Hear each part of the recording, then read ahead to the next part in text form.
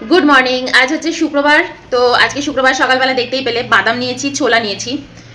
এই দৌড়োদৌড়ি করতে করতে খেতে হচ্ছে, কারণ অয়ন অফিসে যাবে। সাথে কালকের পেঁপেও আছে। এ দেখো, পেঁপেটা না ভীষণ ঠান্ডা। সকাল সকাল বের করে রাখবো, ভুলেই গেছি। তো ঘুম থেকে উঠে পেঁপেটাকে বার করলাম, দেখলাম একদম ঠান্ডা হয়ে রয়েছে।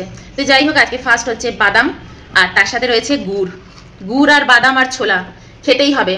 এখন যাদের জয়েন্ট পেইন হচ্ছে, পায়ে হাঁটুতে ভীষণ ব্যথা, তাদের জন্য আমি বলছি ছোলা খাও, গুড় খাও আর বাদাম খাও।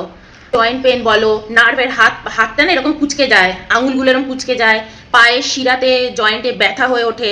আমার তো এটা আগে হতো, জানো তো, পায়ের শিরাতে খুব টান ধরে। আমি তো ঘুমের মধ্যেও পায়ের শিরাতে টান ধরতো, এরকম করে উঠে বসতাম। অনেক যুগ আগের কথা বলছি। তো তারপর আস্তে আস্তে নিজের বডিকে ঠিক করেছি। এখনও মাঝে মাঝে এটা ওটা করে ফেলি। তো যাই হোক, যাদের এই ধরনের জিনিসগুলো বডির মধ্যে হয়, তাদের হচ্ছে বাতো বডি, মানে বাতের প্রবলেম তাদের। তো তার জন্য এগুলো কিন্তু হয়। তো এগুলোর জন্য যাদের বাতো বডি, তাদের মেন ওষুধ কি জানো? তেল আর ঘি, যেটা সবসময় খেতে বারণ করে দেওয়া হয়। আমার ক্ষেত্রেও হয়েছিল, বলেছিল তেল ঘি খাবেনই না, আর আমার শরীরে আরও সমস্যা বেড়ে গেছিলো।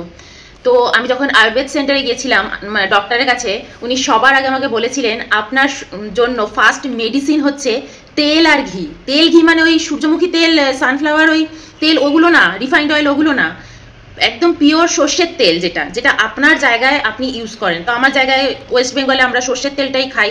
আবার এখানে কিন্তু বাদাম তেল, আমাদের সাউথ ইন্ডিয়ায় কিন্তু বাদাম তেল, কিন্তু সেই বাদাম তেল কিন্তু ওই রিফাইন্ড অয়েল নয়, কোকোনাট অয়েল। এগুলো কিন্তু একদম অথেন্টিক তেল এখানকার। ওরা কিন্তু এগুলো রিফাইন্ড করে এগুলো খায় না।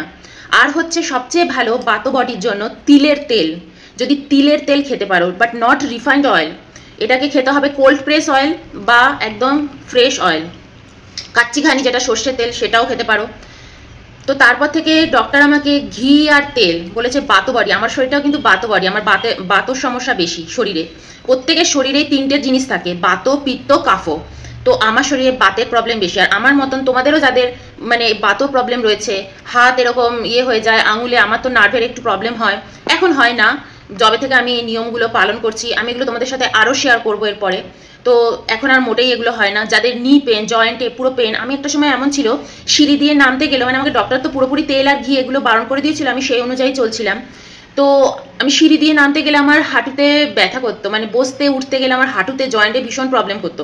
এটা কিন্তু রোগা মোটার জন্য হয় না, আমি আগে থেকে এটাও বলে দিলাম। এর জন্য প্রথম ওষুধই হচ্ছে ঘি আর তেল খেতেই হবে, আর বাদাম।